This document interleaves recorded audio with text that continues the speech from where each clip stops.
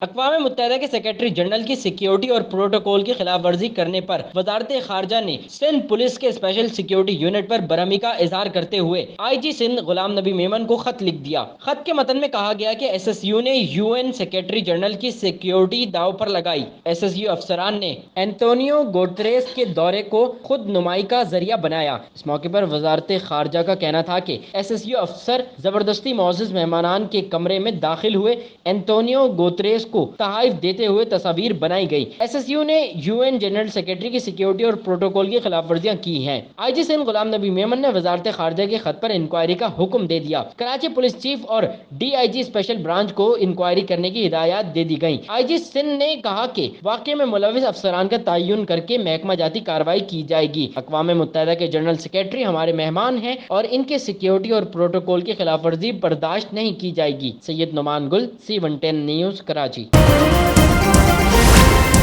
C110 news, خبر کی اصل خبر۔